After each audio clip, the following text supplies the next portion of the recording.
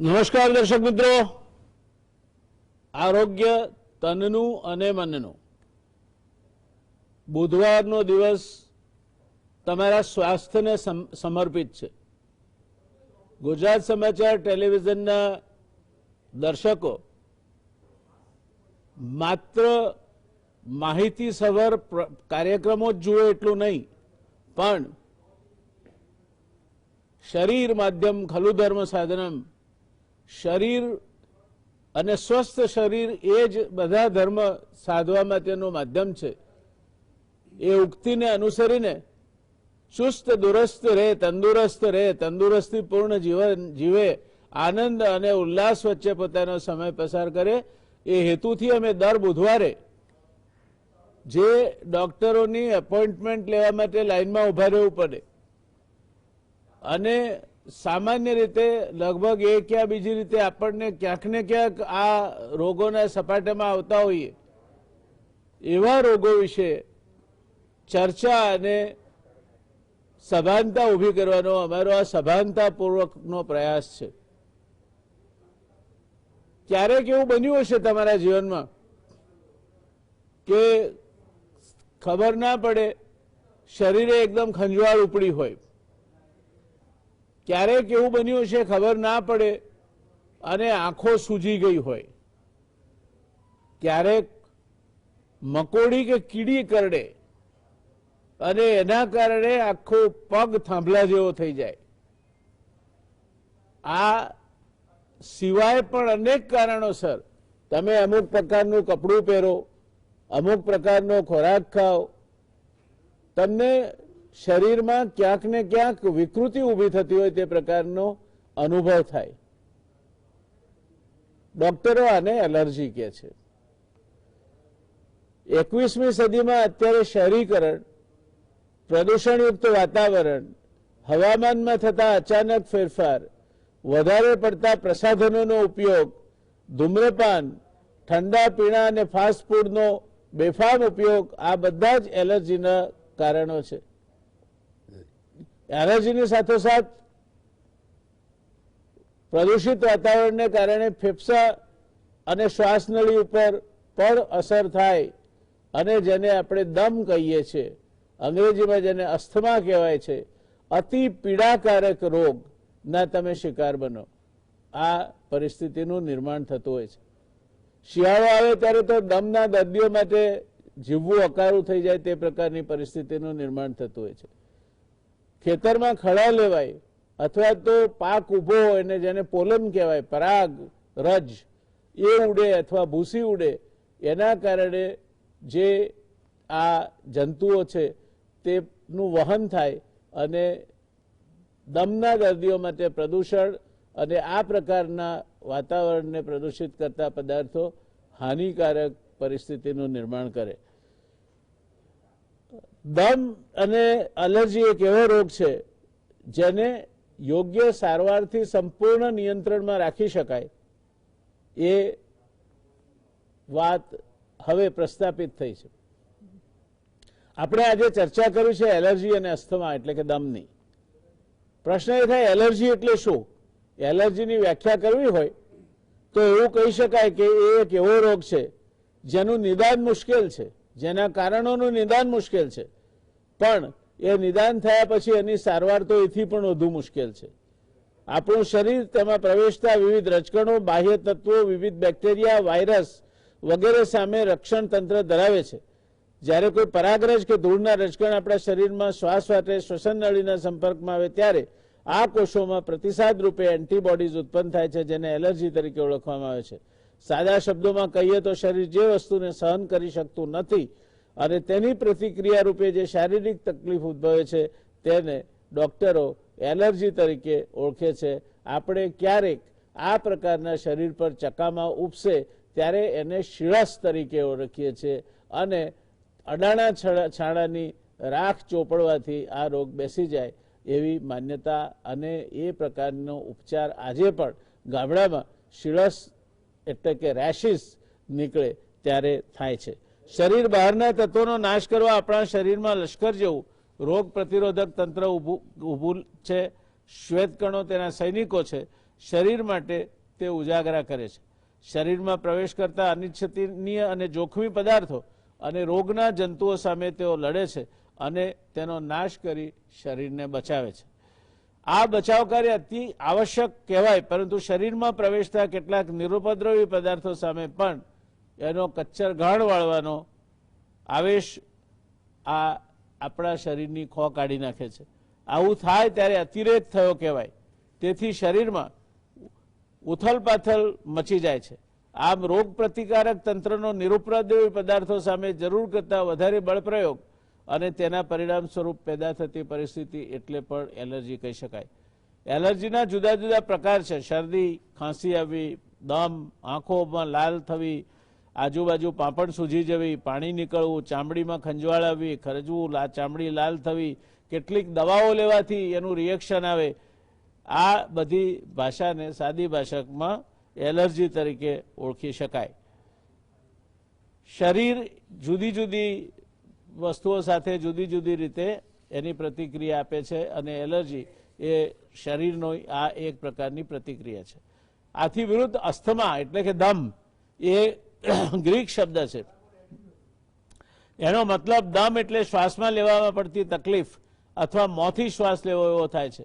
પુરાતન કાળમાં શ્વાસ લેવામાં પડતી કોઈપણ કારણથી થતી તકલીફને અસ્થમા કહેવામાં આવતું. દમ જે બ્રોન્કિયલ અસ્થમા તરીકે ઓળખાય છે એ શારીરિક બીમારી છે જેમાં ફેફસાની શ્વાસ નલિકાઓ સંવેદનશીલ પદાર્થ એલર્જન્સના સંપર્કમાં અચાનક સાંકડી થાય છે, જેને લીધે દર્દીને હાંફ ચડે છે, સૂકી ઉધરસ આવે છે અને ક્યારેક સરણી એટલે કે સિસોટી જેવો અવાજ સંભળાય છે. દમનો હુમલો તકલીફવાળો હોય છે, છતાં દમના હુમલાઓ વચ્ચે શ્વાસોશ્વાસ સામાન્ય પણ હોઈ શકે છે. દમથી ફેફસાને કાયમી નુકસાન થતું નથી. દમ એ શ્વાસ લેવામાં પડતી તકલીફ છે જે અસ્થમાના રોગની એક લાક્ષણિકતા છે, પરંતુ દમ એ જ અસ્થમા એ કહેવું યોગ્ય નથી, કેમ કે ફેફસાના અન્ય રોગો જેવા કે સીઓપીડી, ન્યુમોનિયા, એબીપીએ, પલ્મનરી ફાઇબ્રોસિસ અને ઘણા રોગોમાં શ્વાસ લેવામાં તકલીફ પડે છે. ભારત દેશમાં દમના રોગનું પ્રમાણ પુખ્ત વયની વ્યક્તિઓમાં 4 થી 7% છે, જ્યારે બાળકોમાં તેનું પ્રમાણ 7 થી 11% છે. ગ્લોબલ ઇનિશિયેટિવ ફોર અસ્થમા જીના ના રિસર્ચ મુજબ ભારતમાં 13-14 વર્ષના 2.9% બાળકોમાં દમનો રોગ હોવાનું જણાવ્યું છે. સ્ત્રીઓ અને પુરુષોમાં દમ સરખા પ્રમાણમાં અસર કરે છે. ઇંગ્લેન્ડ, ઉત્તર અમેરિકા અને યુરોપીય દેશોમાં લાંબો શિયાળો રહેતો હોવાથી દમનું પ્રમાણ આપણા દેશ કરતાં ત્યાં બમણું છે. છતાં પણ ત્યાં દમની અદ્યતન દવાઓનો વપરાશ નિયમિત થતો હોવાથી દમથી થતા મૃત્યુનું પ્રમાણ આપણા દેશ કરતાં ઓછું છે. દુનિયામાં આશરે 30 કરોડ લોકો આ રોગની અસર હેઠળ જોવામાં આવ્યા છે, જે કોઈપણ ઉંમરની વ્યક્તિને થઈ શકે છે. જેમાં ત્રીજા ભાગના દર્દીઓ 18 વર્ષથી નાની ઉંમરના અને તેમાં પણ લગભગ અડધા જેટલાનું નિદાન 6 વર્ષથી નાની ઉંમરમાં થયું હોય તેવું રિસર્ચમાં જણાવ્યું છે. એટલે બાળકને પણ આ રોગ થઈ શકે છે. દમના મુખ્ય 2 પ્રકાર છે: વહેલી શરૂઆતનો દમ અથવા એલર્જીક અસ્થમા અને મોડી શરૂઆતનો દમ એટલે નોન એલર્જીક અસ્થમા. એલર્જીક અસ્થમામાં શરીર જ્યારે એલર્જન દાખલા તરીકે ઘરની ધૂળ, કેમિકલ વગેરેનો વિરોધ કરે ત્યારે એને એલર્જી કહેવામાં આવે છે. મારી ઓફિસમાં ટર્પેન્ટાઇનથી રંગકામ થતું હતું. એક મિત્ર ઓફિસમાં પ્રવેશ્યા એવા જ આ સુગંધને કારણે એમને એકાએક છીંકો આવવા માંડી, નાકમાંથી પાણી નીકળવા માંડ્યું અને એમને આ એલર્જી છે એની ખબર હતી એટલે ભાગીને પાછા પોતાની ગાડીમાં બેસી જઈ અને એમણે પંપ લીધો ત્યારે એમાંથી મુક્તિ પામ્યા. એ દિવસે અમારી મુલાકાત ના થઈ, પણ એક પાઠ ચોક્કસ શીખવા મળ્યો કે રંગકામ થતું એના ટર્પેન્ટનની સ્મેલથી પણ એલર્જી થઈ શકે છે અને એ અસ્થમાના એટેકને ટ્રિગર કરી શકે છે. આ બધી બાબતોની ચર્ચા કરવા માટે આપણી સાથે આજે એક એવા નિષ્ણાત છે જે ત્રીજી પેઢીના ડૉક્ટર છે. પહેલી પેઢીમાં એમના દાદાજી રસિકલાલ એમ ભગત સાહેબ એ એમના દાદાજી થાય.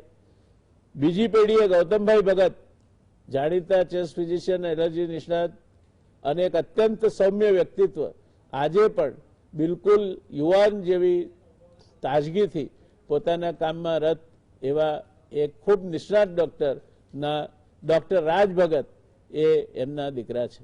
ત્રીજી પેઢી આ ડોક્ટરોની એના એ વારસદાર છે. રાજભાઈ એલર્જી અને ઇમ્યુનોલોજી વિષયના નિષ્ણાત છે. નેપકોન 2018 જે ચેસ્ટ ફિઝિશિયન અને COPDની કોન્ફરન્સ થઈ હતી અમદાવાદમાં, એ એક રાષ્ટ્રીય કોન્ફરન્સ જેમાં આંતરરાષ્ટ્રીય ડેલિગેશન પણ હાજર હતું. એનું આયોજનમાં સક્રિય ભાગ લઈ એના સેક્રેટરી તરીકે એમણે ગણમાન્ય એ કામગીરી થકી એને સફળતા અપાવી હતી.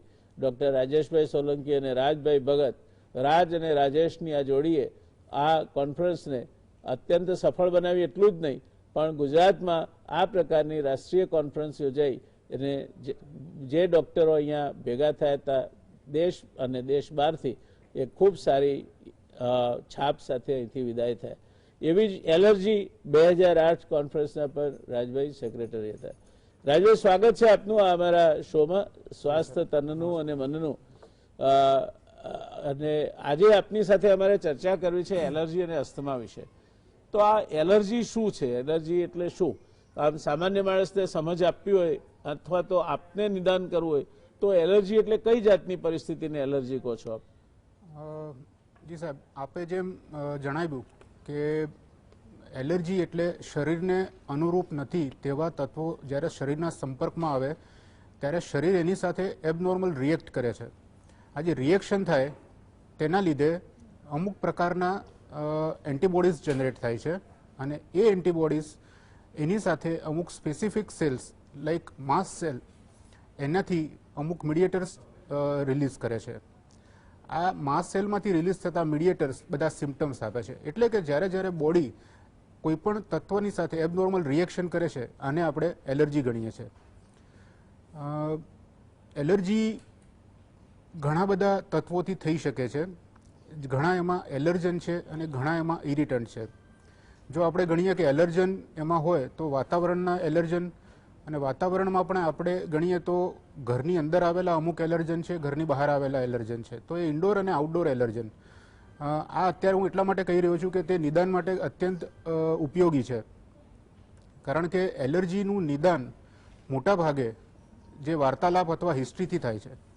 એટલે ઘરની અંદર આવેલા એલર્જન, તેમાં અગત્યના એલર્જન જે જૂની સેપટ, આપણે હાઉસ ડસ્ટ માઇટ, અમુક પ્રકારના ઇન્સેક્ટ લાઈક કોકરોચ અથવા તો એન્ટ, કીડી, આ પ્રકારના એલર્જન ઘરમાં જોવા મળે છે. અમુક પ્રકારના ફંગસ અથવા મોલ્ડ એલર્જન એ પણ ઘરની અંદર જોવા મળે છે.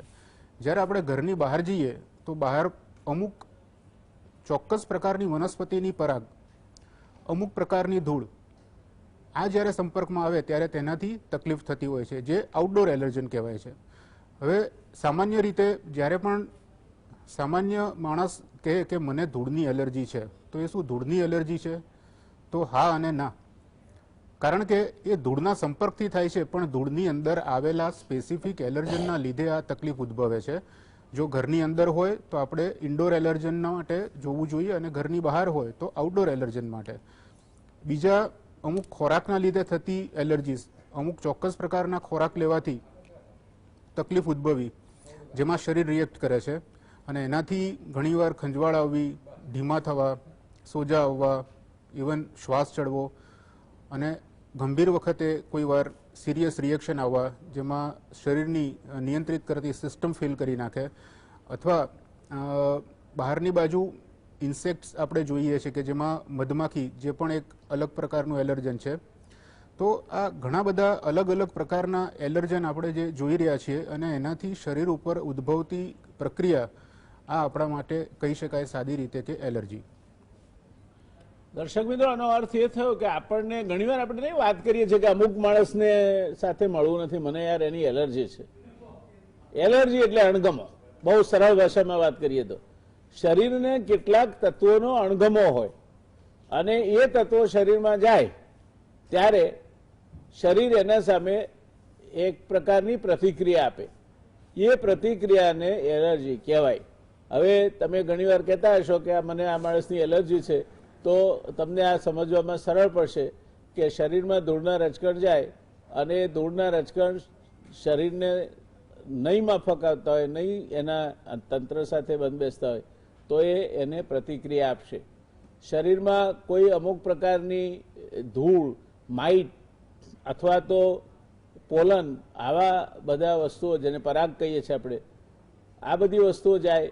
ક્યારેક ફટાકડા ફૂટતા હોય, ફટાકડાની ધૂણી ધૂળ સાથે જાય.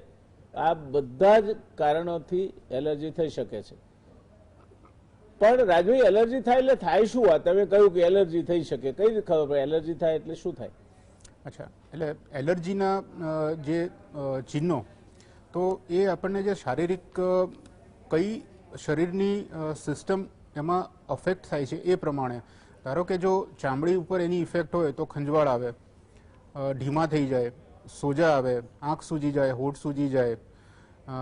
ઘણી વખતે તેમાં જે આપણે કહીએ છીએ કે એક પ્રકારનું ખંજવાળ આવીને ખરજવું ડેવલપ થાય, સૂકું ખરજવું ડેવલપ થાય. જો તે રીતે શ્વસન તંત્ર પર અસર હોય અને અમુકમાં શરદી, છીંકો આવવી, આંખોમાં ખંજવાળ આવવી, નાકમાંથી પાણી આવવું, નાક બંધ થઈ જવું, અને જ્યારે એ લોઅર રેસ્પિરેટરી ટ્રેક એટલે કે ફેફસા શ્વાસનળી ઉપર અસર કરે ત્યારે ઉધરસ આવવી, કફ થવો, ગળફા નીકળવા, શ્વાસ ચડવો, શ્વાસની તકલીફ થવી, અથવા તો સસણી બોલવી, કોઈ પણ વજનવાળું કામ અથવા ભારે કામ કરી ના શકવું અને શ્વાસ ચડી જવો, આ શ્વસન તંત્રના અમુક ચિહ્નો છે.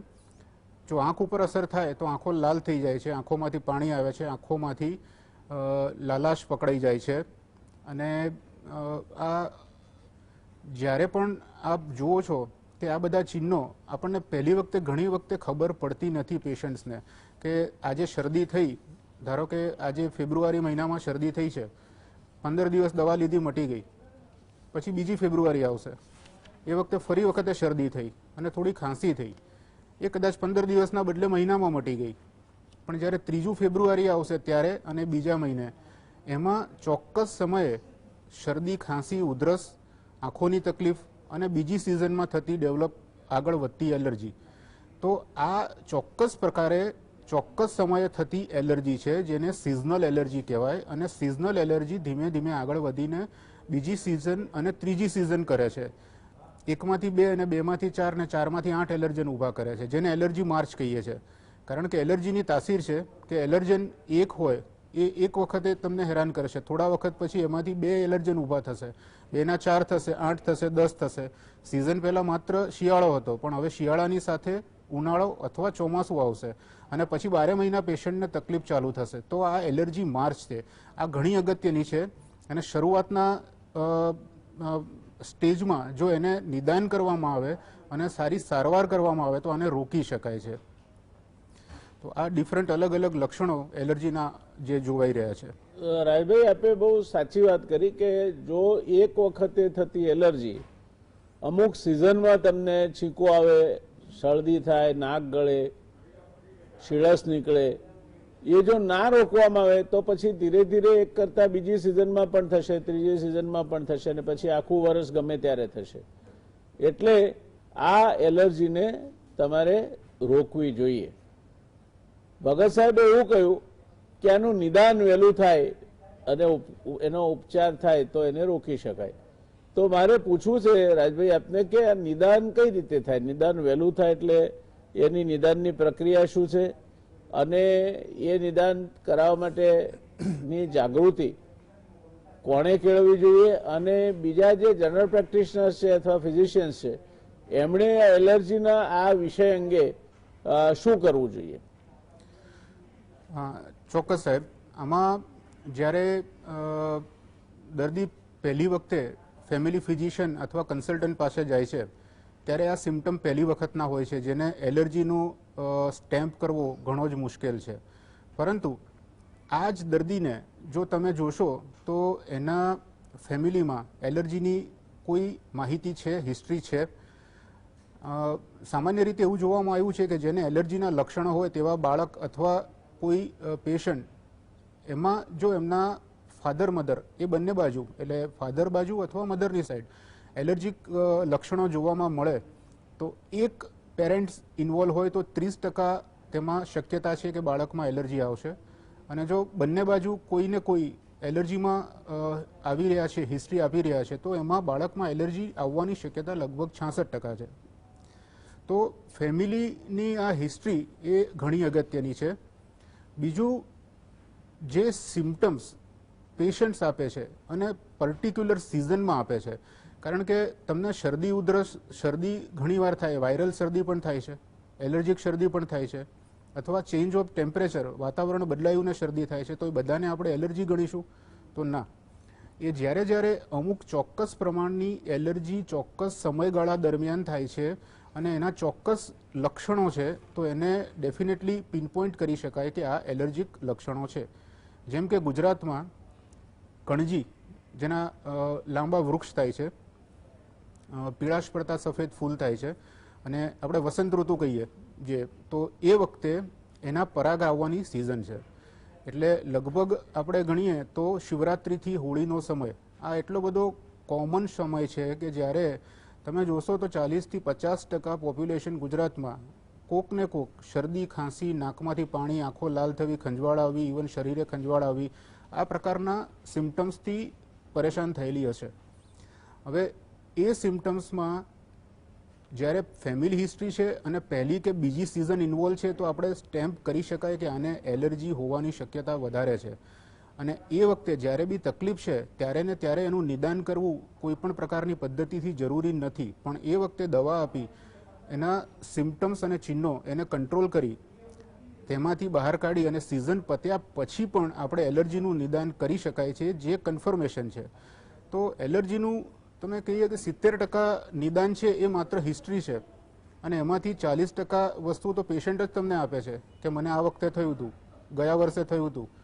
અમારે એક સંત આવતા હતા અને એમને દર વખતે માર્ચ, એપ્રિલ, મેમાં જ આવતા હતા, અને માર્ચ એપ્રિલમાં આવે ને એમને સિવિયર એલર્જી થાય, અને એ એલર્જી થવાનું કારણ અમે શોધી ના શક્યા 2 વર્ષ સુધી, કારણ કે જે પણ કરીએ તો એમાં કોઈ સફળતા મળે નહીં, એલર્જીની શક્યતા એ વખતે ઓછી લાગી.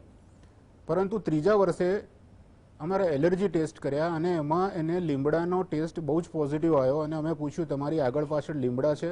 ત્યારે સંતે કીધું કે અમે લીમડા નીચે બેસીને તો અહીંયા આગળ અમારું કામ કરીએ છીએ.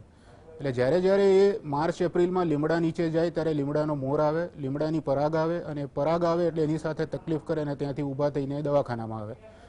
તો હિસ્ટ્રી છે એ ઘણી અગત્યની છે, અને ઘણું બધું પેશન્ટ આપે છે. માત્ર અમુક વસ્તુ આપણે ડૉક્ટર તરીકે એમાંથી લેવાની હોય છે, અને એને કન્ફર્મ કરવા માટે એલર્જીના નિદાન કરવા માટે 2 પદ્ધતિ આવે છે.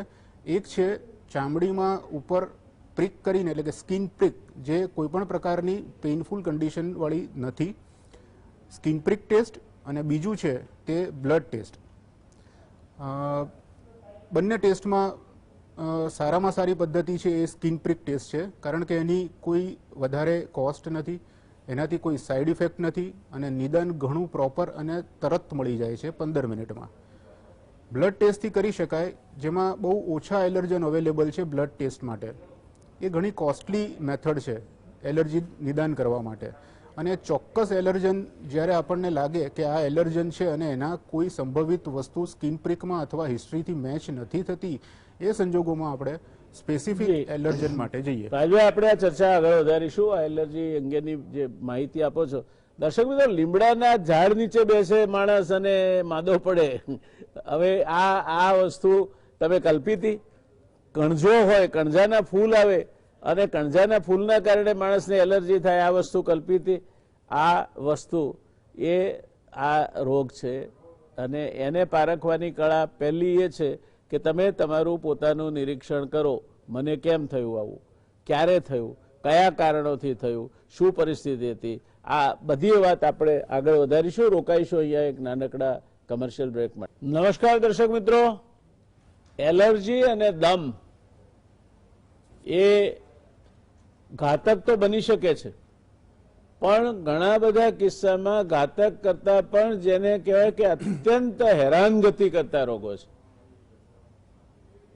શરીર પર તમે ન સહી શકો એવી ખંજવાળ આવે, ચકામા થાય, હોઠ સૂજી જાય, આંખમાંથી પાણી નીકળવા માંડે, છીકો આવવા માંડે, નાક ગળવા માંડે, ક્યારેક તાવ પણ આવે. આ એલર્જી તમને હેરાન પરેશાન કરી નાખે. અને એવું નથી કે અમુક જ વસ્તુથી થાય. કેટલાક લોકો રેશમી કપડું પહેરે અથવા તો ટેરિલિનનું કે અમુક પ્રકારનું કપડું પહેરે તો એનાથી એલર્જી થાય. કેટલાક ચણાના લોટના ભજીયા ખાય તો એનાથી એલર્જી થાય. કેટલાક જેમ હમણાં કહ્યું એમ સંતની માફક લીમડાના મોરના પરાગથી એલર્જી થાય, તો કેટલાકને કણજાના ફૂલના પરાગથી એલર્જી થાય.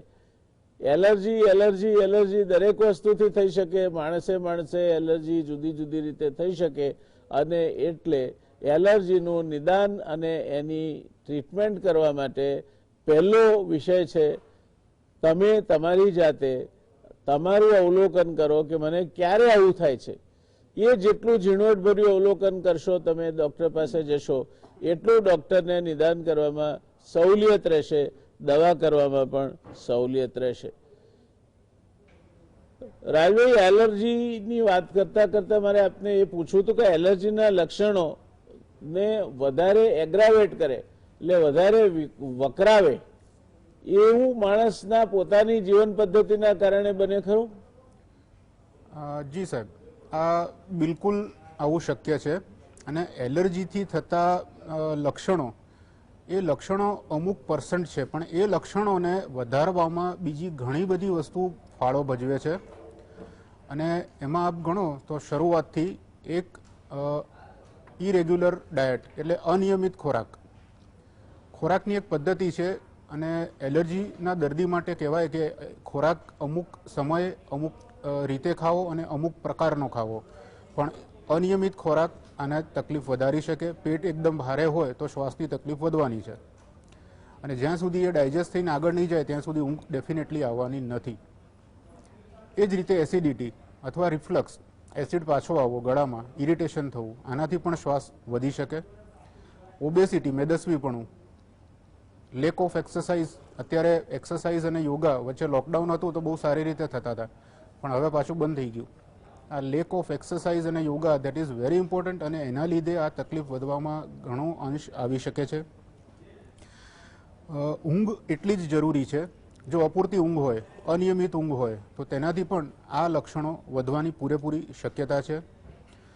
અમુક વખતે માનસિક તણાવ જે અત્યારે હોય છે જ, અને શારીરિક અનિયમિત શ્રમ, તો આ બંને વસ્તુથી પણ શ્વાસના લક્ષણો વધી શકે છે. કોઈક વખતે અમુક દવા લેવાઈ, આ દવાથી પણ શ્વાસ વધી શકે છે. તો આ ઘણી બધી વસ્તુ છે જે સામાન્ય શ્વાસને વધારી શકે છે. તો આનું પણ ધ્યાન રાખવું એટલું જ અગત્યનું છે. રાજભાઈ, અનિયમિત ઊંઘની વાત કરી આપે ને સ્ટ્રેસની વાત કરી. અત્યારે આજની જીવન પદ્ધતિમાં સ્ટ્રેસ ના હોય તો નવાઈ પામવાનું, કાં તો માણસને ખબર નથી પડતી, અથવા તો સ્ટ્રેસથી એટલો બધો જાડી ચામડીનો થઈ ગયો છે કે હવે એને સ્ટ્રેસની અસર નથી થતી. તો આ ઊંઘ નિયમિત એટલે કેટલી લેવી જોઈએ માણસે ઊંઘ? પુખ્ત વયના કોઈ પણ માણસ માટે એટલીસ્ટ 7 કલાકની નિયમિત બ્રેક વગરની ઊંઘ જરૂરી છે. અને જે બાળકો છે એમાં લગભગ 7 કલાક, અને બપોરે 1.5 થી 2 કલાકની ઊંઘ, અને વડીલો આના માટે પણ આ જ પેટર્ન ઊંઘની જરૂરી છે. દર્શક મિત્રો, રોજની સામાન્ય માણસ માટે 7 કલાક ઊંઘ જરૂરી છે. અને એ પણ કેવી ઊંઘ? અનડિસ્ટર્બ સ્લીપ, જેમાં વચ્ચે કોઈ ઊંઘ ઉડી ના જાય, પાસા ઘસવા ના પડે, વચ્ચે ઉઠવું ના પડે, એવી 7 કલાકની ઊંઘ જરૂરી છે. જ્યારે તમે આ ઊંઘ લો છો ત્યારે તમે સ્વસ્થ માણસ છો, અને જો આ ઊંઘ નથી લઈ શકતા તો તમે અસ્વસ્થ માણસ છો. અનેક પ્રકારના રોગો તમને આગળ જતા તકલીફમાં મૂકશે. આ ઊંઘ સાથે જોડાયેલી વાત છે. સ્ટ્રેસ માટે તો એવું કહેવાય છે કે ચિંતા તો એક એવી વસ્તુ છે કે ચિંતા સે ચતુરાઈ ઘટે, ઘટે રંગ ને રૂપ. ચિંતા સે ચતુરાઈ ઘટે, ઘટે રંગ ને રૂપ. ચિંતા ચિતા સમાન. ચિતાનો અગ્નિ તો એક સાથે બાળી દે છે માણસને, અને તે પણ મૃતદેહને બાળે છે. પણ ચિંતા એ જીવતા માણસને ધીરે ધીરે ધીરે ધીરે છાણું પજળતું હોય તે રીતે બાળે છે. આ સ્ટ્રેસથી દૂર રહો અને નિયમિત ઊંઘ લો. બેઠાડું જિંદગીથી દૂર રહો. મેદસ્વીતા એટલે તમારી શરીરનું વજન વધારે હોય તેના પર કાબુ રાખો. આ માત્ર એલર્જીમાં નહીં, તમને લાઇફસ્ટાઇલ ડિસીઝીસ જેને કહેવાય, જીવન પદ્ધતિ આધારિત રોગો, એનાથી બચાવવામાં આ ચારેય પરિબળો મહત્વનો ભાગ ભજવશે. એ વાત આજે રાજભાઈ સાથેની ચર્ચામાંથી આપણે સમજ્યા છીએ. રાજભાઈ, એલર્જીની દવા થઈ શકે ખરી? કોઈને એલર્જી થઈ હોય તો એ દવાથી મટે કે એની મેં તે મટી જાય? અને ઘણી જે વખતે આ શીળસ થયું હોય તો અડાયા છાણાની રખ્યા ચોપડે છે, તો એ કરવાથી શીળસ મટી જતું હશે, મટી જાય છે એવો અનુભવ છે લોકોનો? મોટા ભાગે એલર્જી જો એ સામાન્ય અને ટેમ્પરરી બેઝ એલર્જી થઈ હોય તો એ એની જાતે મટવાની પૂરેપૂરી સંભાવના છે. ઘણી વખત એવું થાય છે કે શીળસ થઈ છે પણ એની કોઈ આપણે દવા નથી કરી રહ્યા, પણ શરીરને એ રીતના સેટ કરી રહ્યા છીએ કે જેમાંથી કોઈ ટોક્સિક એલિમેન્ટ બહાર નીકળી જાય અને પછી આ બધી વસ્તુ ક્લિયર થઈ જાય. તો શીળસ કયા કારણસર થઈ છે અને એમાં પાછળ એગ્રીવેટ થતા કયા કારણ છે એ જો નક્કી થઈ જાય તો એ પ્રમાણે દવા કરી શકાય, પણ પ્રાઇમરી મેડિસિન અમુક વાર જરૂરી છે. એક એવી વાત વારે ઘડીએ અખબારોના પાને ચમકે છે કે ભમરી કરડવાથી સૌરાષ્ટ્રમાં વર્ષે દાડે સારી એવી સંખ્યામાં લોકો મોતને ભેટે છે અને એનું કારણ એમને ભમરીની એલર્જી છે. મેં એવા પણ કિસ્સા જોયા છે કે માણસની આજુબાજુ ભમરી ઉડે તો પણ એને શરીરમાં અસ્વસ્થતા લાગવા માંડે. તો આ ભમરી કરડવાથી જે એલર્જી થાય અને એના કારણે સૌરાષ્ટ્રમાં ઘણા મોટા પાયે મૃત્યુ પણ થાય છે, આ બાબતમાં શું કહેવું છે આપને? જી સાહેબ, આજે ભમરી જેના તકલીફ કરે છે તેના માટે બહુ જ સેન્સિટિવ વસ્તુ છે અને એ ભમરી કરડવાથી શરૂઆતમાં એકાદ વખત એવું પણ થતું હોય છે કે ખંજવાળ આવી, સોજા આવે, આંખ સૂજી ગઈ, ઓઠ સૂજી ગયા અથવા ગળામાં થોડું ઘણું ભારે થઈ ગયું, શ્વાસની તકલીફ પડી. પણ 1, 2 કે 3 વખત જ્યારે ભમરી કરડે છે ત્યારે એની શરીરની સિસ્ટમને બ્રેક કરી નાખે છે. એટલે એમાં એક પ્રકારના એવા ટોક્સિન છે બી વિનમ, એનું જે વિનમ છે એ શરીરમાં જેવું દાખલ થાય એની સાથે fraction of minute, second to minute body collapse થઈ જાય છે. એટલે પલ્સ જતી રહે, બ્લડ પ્રેશર જતું રહે અને બોડીની સિસ્ટમ તમારી ખલાસ થઈ ગઈ અને તાત્કાલિક સારવારની જરૂર પડે છે. જો એ ના મળે તો એમાં જીવ જઈ શકે છે. અને આવા કિસ્સા ઘણા જ આપે કહ્યું એમ સૌરાષ્ટ્ર અને નોર્થ ગુજરાત આ બંને જગ્યાએથી ઘણા પેશન્ટ્સ જે આ તકલીફથી હેરાન થાય છે અને એનું પ્રમાણ પણ અમે સાહેબ એવું જોયું છે કે લગભગ ઉનાળામાં વિશેષ જોયા આવી રહ્યા છે. દર્શક મિત્રો, ભમરી કરડે માણસ શ્વાસ રૂંધાઈ જાય ને ગણતરીની મિનિટોમાં તો ગુજરી જાય.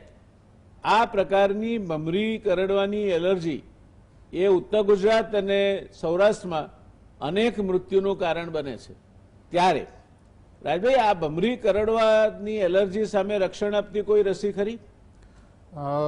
બિલકુલ સાહેબ, પણ એ છે એ થોડોક ધીરજવાળી દવા છે, લાંબા સમયની દવા છે અને એના માટે સ્પેસિફિક વેક્સિન થેરાપી, ઇમ્યુનોથેરાપી જે ઇન્જેક્શનના રૂપમાં અત્યારે મળી રહી છે કે ઇન્જેક્ટેબલ સબક્યુટેનિયસ ઇમ્યુનોથેરાપી મધમાખી માટે, અને એનું સ્પેસિફિક વિનમ એના માટેની પણ વેક્સિન્સ અત્યારે અવેલેબલ થઈ રહી છે. તો આ વેક્સિન શરૂઆત બહુ જ સામાન્ય ડોઝમાં એટલે બહુ જ ડાયલ્યુટેડ ફોર્મમાં એને આપવામાં આવે છે. ધીમે ધીમે ધીમે ધીમે એનું પ્રમાણ અને કોન્સન્ટ્રેશન વધારતા જઈએ છીએ અને એની માત્રા વધારતા જઈએ છીએ. એમ કરતાં કરતાં અમુક વખતે લગભગ 8 થી 10 મહિને કે 12 મહિને એ સ્ટેજે પહોંચાય છે કે એ એન્ટીબોડી જે જનરેટ થયા તો મધમાખી એમને કરડવાથી સિવિયર રિએક્શન આવતા બંધ થઈ જાય છે અને લગભગ બીજા ત્રીજા વર્ષે અમે એવું જોયું છે કે એમને પછી મધમાખી કરડવાથી કોઈ તકલીફ થતી નથી. તો ચોક્કસ સારવાર એની છે અને સ્ટ્રોંગલી એ કરવી અત્યંત જરૂરી છે કારણ કે આ જીવલેણ તકલીફ કરી રહી છે. દર્શક મિત્રો, તમે સાંભળ્યું છે પહેલાના જમાનામાં રાજકુમારોને થોડું થોડું ઝેર આપવામાં આવતું હતું. એ ઝેર એટલા માટે આપવામાં આવતું હતું કે એના ઉપર કોઈ વિષપ્રયોગ કરે તો એને એકદમ પછી અસર ના થાય. આ જ વાત અહીંયા તમને ધીરે ધીરે થોડું થોડું જે આનું ઝેર છે ભમરીના ડંખનું, એ રસી રૂપે ધીમે ધીમે તમારા શરીરમાં દાખલ કરવામાં આવે છે અને એ તમને તમારી આ ભમરીની એલર્જીના પ્રતિરોધક શક્તિને એક એવા તબક્કે લઈ જાય છે કે જ્યારે પછી ભમરી તમારા માટે બહુ જોખમ રહેતી નથી. પણ 2 વર્ષ લાગે પણ એના માટેની રસી આવે છે. જે વિસ્તારમાં ભમરા ઉડતા હોય, મધ ઉડતા હોય અને ભમરીઓનો પ્રકોપ થતો હોય એવા વિસ્તાર માટે આ પ્રકારની રસી લઈ લઈએ તો આગળ જતા પછી ભમરી કરડે તો પણ એનાથી એસ્ફેસ્ટિશિયા કહે છે, શ્વાસ રૂંધાઈ જઈને માણસ મરી જાય, એવી પરિસ્થિતિનું નિર્માણ થાય નહીં. માટે આ વાત એકદમ ધ્યાનમાં રાખવા જેવી છે અને ધ્યાનમાં રાખીને ચાલવા જેવું છે. કપડાના કારણે એલર્જી થાય એવું બને ખરું રાજભાઈ? ચોક્કસપણે, પણ કપડાના લીધે જે એલર્જી થાય છે એને લોકલ એલર્જીક રિએક્શન કહીએ છીએ, કે જ્યાં જ્યાં આગળ કપડું લાગે છે ત્યાં આગળ ઇરિટેશન થાય, લાલ થાય અને ખંજવાળ આવે. સિવાય કે કપડું લાંબો ટાઈમ કોઈ જગ્યાએ બંધ છે, જૂની જગ્યાએ પડ્યું છે, લાંબો ટાઈમ વપરાશમાં નથી અને એ કપડું જ્યારે પહેરવામાં આવે તો એમાં હાઉસ ડસ્ટ માઇટ હોવાની શક્યતા ઘણી રહે છે. અને જેને પણ હાઉસ ડસ્ટ માઇટ એલર્જી હોય એને આ કપડાં પહેરવાથી જો શ્વાસમાં હાઉસ ડસ્ટ માઇટ જાય તો એના રિએક્શન રૂપે ખંજવાળ આવી શકે છે આખા શરીરમાં, અથવા તો છીંકો આવી શકે છે, અથવા શ્વાસ ચડી શકે છે. દર્શક મિત્રો, આ ઘણું સરળ લાગતી બાબત કેટલા સુધી લઈ જઈ શકે છે એનો તમે દાખલો જોયો. ડ્રગની એલર્જી હોય, કોઈને સલ્ફાની એલર્જી હોય, કોઈને કોઈ અમુક ચોક્કસ દવાની એલર્જી હોય ને એનું ઇન્જેક્શન આપવામાં આવે તો તમે છાપામાં વાંચતા હશો કે ઇન્જેક્શનના રિએક્શન આવવાના કારણે મૃત્યુ થયું.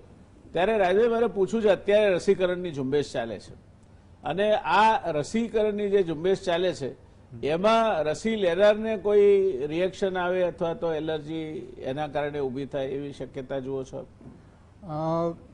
શક્યતા બહુ જ નહિવત છે, નથી એવું નથી પણ બહુ જ નહિવત છે. એ રસીના કારણે જે સેન્સિટિવ છે કે જેને અમુક પ્રકારની ચોક્કસ દવાથી રિએક્શન આવેલા છે, જેમાં આપણે ખાસ કહીએ તો એન્જિયોએડિમા અથવા એનાફાઇલેક્સિસ એવા ટાઈપના રિએક્શન આવ્યા છે, તેમાં અમુક વાર સામાન્યથી વધારે રિએક્શન આવી રહ્યા છે, પણ ગંભીર રૂપના રિએક્શન તેમાં હજી સુધી જોવા મળ્યા નથી. સાચવવાની જરૂર માત્ર એટલી જ છે કે જેને દવાથી શીળસ અથવા ગળામાં ભાર થઈ જવો, શ્વાસ રૂંધાઈ જવો અથવા પલ્સ ઓછી થઈ જવી, બ્લડ પ્રેશર ઘટી જવું, એવા જેને અનુભવ થયેલા હોય ઇન્જેક્શન અથવા ગોળીથી, તે લોકોએ આમાં ઘણું જ સાચવવાની જરૂર છે. બાકી ઘણા એવી રીતે આવે છે કે મારે વેક્સિન લેવાય કે નહીં, પણ એનો કોઈ રિએક્શન એવો રેટ નથી. જેને શરદી, કફ, ઉધરસ, એલર્જીની ટ્રીટમેન્ટ અથવા એલર્જીના વેક્સિન ચાલી રહ્યા છે તે નિર્ભયપણે વેક્સિન બિલકુલ લઈ શકે છે. સામાન્ય રીતે આપ પ્રેક્ટિસ કરો છો, આપના પ્રેક્ટિસનું ફલક તો બહુ લાંબુ છે. એ દરમિયાનમાં કોઈ ડ્રગ ઇન્ડ્યુસ્ડ એલર્જીના મહત્તમ કેસ આવતા હોય તો શેના આવે છે? જે ગોળીના રૂપે જોઈએ છે તો એમાં અમુક ચોક્કસ પ્રકારની ગોળીથી ફિક્સ ડ્રગ રિએક્શન આવે છે, જેમાં આપણે નોરફ્લોક્સાસિન છે, સિપ્રોફ્લોક્સાસિન છે, ઓફ્લોક્સાસિન છે, અથવા અમુક વાર બ્રુફેન છે, પેનિસિલિન છે, સલ્ફા છે. તો આ પ્રકારની એલર્જી જે છે જેને અમે બહુ ગંભીર એલર્જી ગણતા નથી, સિવાય કે અમુક કન્ડિશન, તો એમાં લાલ ચાઠા પડી જવા, કાળા ધબ્બા થઈ જવા અને ધીમે ધીમે જ્યારે આ દવાનું પ્રમાણ વધે તો બીજી જગ્યાએ એ વિસ્તરવા. અને અતિ ગંભીર સ્વરૂપમાં જો આ બધું હોવા છતાં પણ દવા લેવામાં આવે તો અમુક વાર ચામડી માથાથી પગની ઉતરી જાય, જે ગંભીર ગણાય. આના સિવાય અમુક બીજા રિએક્શન આવે છે કે જેમાં શીળસ નીકળે, દવા લીધા પછી સોજા આવી જાય, ખંજવાળ આવે. તો એમાં પણ ઘણી પેઇન કિલરની દવાઓ છે, ડાયક્લોફિનાક છે, અથવા અમુક જણાને ઇવન પેરાસિટામોલ છે, એસિક્લોફિનાક છે, કે એવા કોઈ સ્પેસિફિક દવાથી શીળસ અથવા ધીમા થઈ શક્યા હોય એવા જોયા છે. અને બહુ જ ઓછા પ્રમાણમાં પણ ગંભીર સ્વરૂપના રિએક્શન પણ જોયા છે, કે જેમાં એક પેશન્ટને એસ્પિરિનની એલર્જી હતી અને એસ્પિરિન ડિસ્પર્ઝિબલ જે ગ્લાસમાં હતી એ જ ગ્લાસ ધોયા વગર લેવાથી એ દર્દીને પલ્સ અને બ્લડ પ્રેશર જતા રહ્યા, જે ગંભીર પ્રકારનું એક આ રિએક્શન ગણી શકાય. અને અમુક પેશન્ટ્સમાં જેમાં ઇન્જેક્શન આપવાથી રિએક્શન થતા હોય છે એ પણ 2 કે 3 ઇન્સિડન્ટ્સ એવા છે. અને એમાં બી સ્પેસિફિક દવા કરતાં ગભરાવા જેવું નથી, એ પ્રિઝર્વેટિવના રિએક્શન હતા. એટલે દવા જેને પણ લાગતું હોય કે ગંભીર સ્વરૂપ લઈ શકશે એના માટે ચોક્કસ પદ્ધતિ છે કે દવા કઈ રીતે લેવી, ગોળી અને ઇન્જેક્શન બંને. દર્શક મિત્રો, ધ્યાનમાં રાખવા જેવી વાત છે. કોઈકને અમુક ગોળીથી પેટમાં દુખતું મટી ગયું, કોઈકને અમુક ગોળી લેવાથી શરદી થઈ હતી, ગળામાં દુખતું હતું એ મટી ગયું, કોઈકને અમુક ગોળી લેવાથી કમરનો ચસક આવી હતી એ મટી ગઈ, મહેરબાની કરીને આ તમે ગોળી તમારા માટે લેતા પહેલા તમારા ડોક્ટરને પૂછી જોજો. તમને જો આ ગોળીથી, પછી ડાયક્લોફેનિક હોય એટલે પેલી દુખાવો મટવાની ગોળી હોય, ડાયક્લોફેનિક સોડિયમ હોય, ઇવન પેરાસેટામોલ અને બાકીની જે દવાઓ છે જેને એન્ટીબાયોટિક્સ કે છે, ઓફ્લોક્સાસિન છે કે એ ગ્રુપની બધી દવાઓ છે, એ દવાઓથી એલર્જી થઈ શકે છે અને એની રિએક્શન આવે ત્યારે ઘણી વખતે જીવલેણ નીવડે તે પ્રકારની રિએક્શન આવી શકે છે. એટલે જાતે કોઈ પણ પ્રકારનું ડોક્ટરી આપણા ઉપર શરીર ઉપર પ્રયોગો કરવા નહીં અને બીજા ઉપર તો ક્યારેય નહીં કરવા. એટલે મારી પાસે આ ગોળી પડી છે, મને મટી ગયું, તો તારે લેવી હોય તો લઈ લેજે. એને જો એની એલર્જી હશે તો એ ગોળી તમને જેનાથી મટી ગયું એ જ ગોળી એના માટે મોટા પ્રશ્નનું કારણ બનશે. એટલે દર્શક મિત્રો, જાતે દવા લેવાનું ટાળો. તમારા ડાક્ટરને ખબર હોય છે કે તમને શેની એલર્જી છે અને એ એલર્જીને લક્ષ્યમાં રાખીને એ તમને દવા આપતા હોય છે. તમે બીજાને દવા તો આપશો જ નહીં. મને અનુકૂળ આવી એટલે મને શરદી થઈ હતી ને ગળામાં દુખતું હતું, થોડું શરીર ભાગતું હતું, તો આ દવા મેં લીધી, ડાયામિન ડીસી, મટી ગયું એટલે તું ડાયામિન ડીસી લઈ લેવી બેધડક લોકો લખી આપી અને દવા મંગાવતા હોય છે. આ અત્યંત જોખમી બાબત છે. દવા માત્ર ને માત્ર તમારા ફિઝિશિયન અથવા તો ફેમિલી ડોક્ટર પ્રિસ્ક્રાઇબ કરે તે જ લો, તે જે ડોઝમાં પ્રિસ્ક્રાઇબ કરે તે જ લો. એ દવા લીધા પછી કંઈ પણ તમને અસૂયા જણાય, નોરફ્લોક્સાસિન એટલે ઝાડા બંધ કરવાની દવા છે, પણ એ લીધા પછી તમને એમ લાગે કે આ તો કંઈક તકલીફ છે અને ક્યાંક માથું ભારે થઈ જાય, શ્વાસ રૂંધાતો એવું લાગે, તો તાત્કાલિક તમારા ફિઝિશિયન પાસે પહોંચી જાઓ. એલર્જી એક એવો રોગ છે કે જે તમને સમય નથી આપતો અને ક્યારેક એવો જીવલેણ પ્રહાર કરે છે કે તમે પછી પસ્તાવો, એનો કોઈ અર્થ નથી હોતો. એટલે આ એલર્જીને ડ્રગ રિલેટેડ એલર્જી કહેવાય. તો ડ્રગ ઇન્ડ્યુસ્ડ એલર્જી છે, દવાઓના કારણે જે ઊભી થતી એલર્જી છે, એ એલર્જીમાં તમારા your physician knows you the best. જાતે કરીને કંઈ નહીં કરતા. દાખલા તરીકે ખાનગી કહેવાય છતાં પણ હું કહું છું કે અમારા બાળકોને સલ્ફાની એલર્જી છે. હવે અમારા ફેમિલી ડોક્ટર જાણે છે કે એમને સલ્ફાની એલર્જી છે, પણ બીજે ક્યાંક આ ન કહ્યું હોય અથવા અમે ધ્યાનમાં ન રાખીએ, તમે લખી રાખો ડાયરીમાં કે મારા બાળકને આ દવા લેવાથી આ રિએક્શન આવ્યું હતું, મારા બાળકને આ દવા માફક નથી આવતી. તમે તમારા ડોક્ટર સાથે આ વિગતો શેર કરો.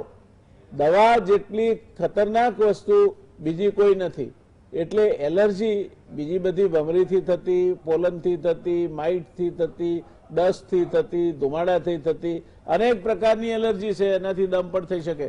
પણ ડ્રગ ઇન્ડ્યુસ્ડ એલર્જી એ એક એવો વિષય છે કે જે તમારે તમારા ખુદના હિતમાં, તમારા માટે અને તમારા બાળક માટે ઓબ્ઝર્વ કરીને લખી રાખવો જોઈએ. અને બીજી વાર બીજી જગ્યાએ ક્યાંય ગયા હો તો ડૉક્ટરને કહેવું જોઈએ કે સાહેબ મારા દીકરાને સલ્ફાની એલર્જી છે, અથવા મારા દીકરાને નોરફ્લોક્સાસિન અનુકૂળ આવતી નથી, અથવા મારા દીકરાને આઇબુપ્રોફેન આપશો તો તકલીફ થશે, બ્રુફેન આપશો તો તકલીફ થશે. આ વાત તમે ધ્યાનમાં રાખો. એલર્જી થયા પછી તો તમે દોડાદોડ કરશો, પણ થાય નહીં તમે એટલું તો તમારા બાળકો માટે, તમારા પરિવાર માટે, તમારા ફેમિલી ડોક્ટર સાથે બેસીને તમે જ્યાં જ્યાં મુશ્કેલી તમને કોઈ દવા લેવાથી થઈ હોય, એકદમ એસિડિટી થઈ ગઈ હોય, એકદમ શરીરમાં કંઈ કામ નખાઈ ગયું હોય અથવા તો શક્તિ જતી રહી હોય તેવું લાગતું હોય, તો આ નોંધી રાખો. અને તમે નોંધી રાખો એટલું નહીં, પણ તમારા ફેમિલી ડોક્ટર સાથે પણ આ વિગતો શેર કરો, જેથી ભવિષ્યમાં કોઈ એલર્જી થવાની ક્ષમતા અથવા તો શક્યતા રહે નહીં. રાજે, એલર્જી વિશે તો ઘણું બધું ચર્ચી શકાય એમ છે. કદાચ આપણે આવા એક અઠવાડિયું શો કરીએ તો પણ સંપૂર્ણ તો પૂરું ના થઈ શકે. પણ એક નાની વાત મારે પૂછવી છે કે આ દમની અદ્યતન સારવાર કઈ છે અને લંગ ફંક્શન ટેસ્ટ એ શું છે? પીક ફ્લોમીટરનું માપન એટલે શું? અચ્છા, હું પહેલા લંગ ફંક્શન, પલ્મોનરી ફંક્શન વિશે બોલીશ. જે પલ્મોનરી ફંક્શન કે લંગ ફંક્શન છે એ એક પ્રકારના જે ટેકનિકલ મશીન સાથે શ્વાસ લેવા અને બહાર કાઢવાની પ્રક્રિયા છે. જે આપણે શ્વાસ લઈએ છીએ અને કાઢીએ છીએ તે અમુક પ્રમાણમાં ઝડપથી શ્વાસ કાઢી અને પાછો ખેંચવો. બીજું છે કે ઝડપથી શ્વાસ લેવો અને કદાચ 12 થી 15 સેકન્ડ સુધી એ લેવો. તો આમાં ખબર એ પડે છે કે ફેફસાની ક્ષમતા કેટલી છે અને કેટલી શ્વાસનળી ઉપર દબાણ થાય છે. એટલે શ્વાસનળી સંકોચાયેલી હોય તો ડેફિનેટલી ત્યાં ફેફસાની કેપેસિટી ઘટવાની છે. પણ જો ફેફસા ઘટેલી કેપેસિટીમાં હોય અને શ્વાસનળી નોર્મલ હોય તો નિદાન બદલાઈ જાય છે. એટલે શ્વાસનળીની કેટલી અત્યારે તકલીફ અને ફેફસાની કેટલી કાર્યક્ષમતા બે વસ્તુ નક્કી કરે છે એ લંગ ફંક્શન, જે ડિટેલ પલ્મોનરી ફંક્શન ટેસ્ટ કહેવાય. અને શ્વાસનળીમાં જે દબાણ અથવા રોકાણ થાય છે એ જજમેન્ટ લેવા માટે પીક ફ્લો, જે ઝડપથી એકવાર ફૂંક મારીએ, જેમ આપણે તાપમાન ટેમ્પરેચર બોડીનું લઈએ છીએ થર્મોમીટરથી, એ જ રીતે એકવાર જોરથી ફૂંક મારી અને કેટલા મિલીમીટર આપણો પારો જાય છે એ નક્કી કરે છે સવાર અને સાંજનું આપણી શ્વાસનળીનું પ્રમાણ. જે એડલ્ટ મેલ અને ફિમેલના ચોક્કસ માત્રામાં હોય તેની ઉપર નોર્મલી રહેવું જોઈએ, કે 450 અને 300 એની ઉપર રહેવું જોઈએ. એ જ રીતે બાળકોમાં.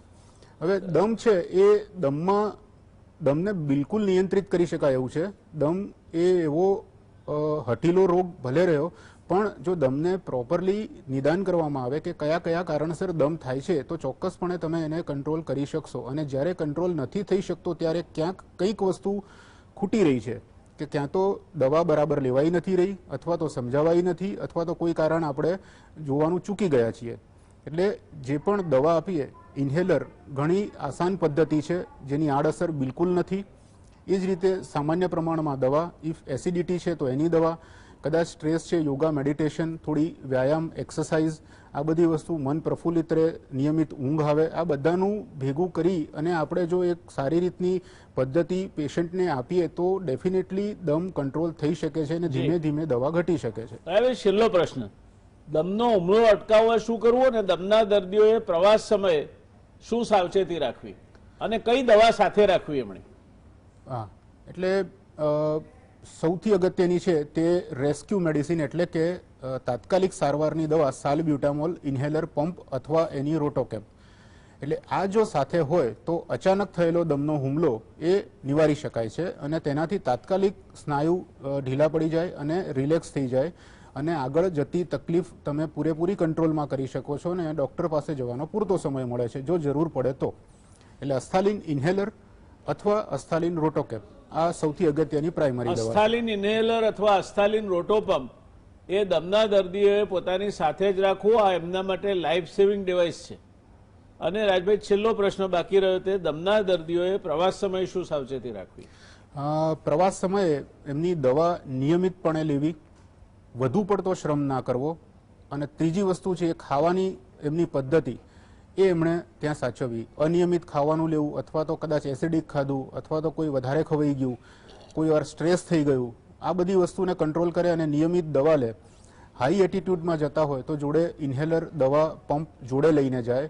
અને અમુક વખતે જ્યારે લાગે કે બહુ ઊંચી જગ્યાએ જવામાં તકલીફ છે તો તે જગ્યાએ જવાનું ટાળવું. બાકી બધી જ જગ્યાએ જઈ શકે છે દવા સાથે લઈ અને આ બધી વસ્તુના નિયંત્રણ સાથે ઇમરજન્સી પંપ જોડે. એટલે દર્શક મિત્રો, તમે કોઈ પર્વત ઉપર કે હિલ સ્ટેશન પર જતા હો તો એમાં જવામાં વાંધો નથી, પણ સાથે પંપ ને એવું રાખવું અને થોડી વધારે ઊંચાઈ પર જવાના હોય તો એક નાનકડો ઓક્સિજન સિલિન્ડર પર રાખવો, જેથી તકલીફ ના થાય. બાકી દમ એ સંપૂર્ણપણે તમે દવાથી કાબૂમાં રાખી શકો છો, તમારા ડાક્ટરની સાથે રહીને એની ટ્રીટમેન્ટ કરી શકો છો. હવે દવાઓ એવી આવે છે કે જેના કારણે આપ બહુ ગભરાવાની જરૂર નથી.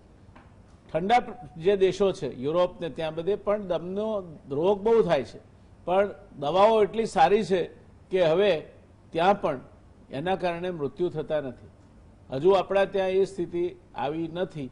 આપણે એમાં બે રીતે સુધારો લાવી શકીએ. એક સભાનતા ઊભી કરીને જે પ્રયાસ અમે કરીએ છીએ, અને બીજું યોગ્ય સમયે દવા લઈ અને જરૂરી ઊંઘ, કસરત, આહાર બધાનું નિયમન રાખીને આપણે જો ચાલીએ તો એલર્જી અને દમ બંને તમારા કાબૂમાં રહેશે એવું આપણે કહી શકીએ.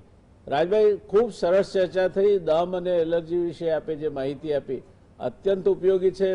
ભમરી કરડવાથી મોત થઈ શકે છે, બેટ મકોડી કરડવાથી પણ પ્રશ્ન થઈ શકે છે, કેટલાકને કીડી કરડવાથી પણ પ્રશ્ન થાય છે. એટલે આ બધી બાબતોમાં તાત્કાલિક કઈ દવા કે જે તમારે ડાક્ટરને પૂછી અને તમારે તમારી સાથે રાખવી જોઈએ, જેથી SOS કહેવાય કે તમારી જાન બચાવવા માટે અથવા તાત્કાલિક રાહત આપવા માટે એ તમને ઉપયોગી થાય. રાજભાઈ, ખૂબ ધન્યવાદ. આપે બહુ સરસ માહિતી આપી અમારા દર્શક મિત્રોને. અને દર્શક મિત્રો, તમને પણ લાગ્યું હશે કે નાનું જણાતો આ એલર્જી અને દમનો રોગ ઘણું મોટી હેરાનગતિ ઊભી કરી શકે તેમ છે. મળીશું આવતીકાલે એક નવા વિષય સાથે, નવી પેનલ સાથે, નવા પરિપ્રેક્ષ્યમાં, નવી ચર્ચાના અનુસંધાને. ત્યાં સુધી શુભરાત્રી. Take care.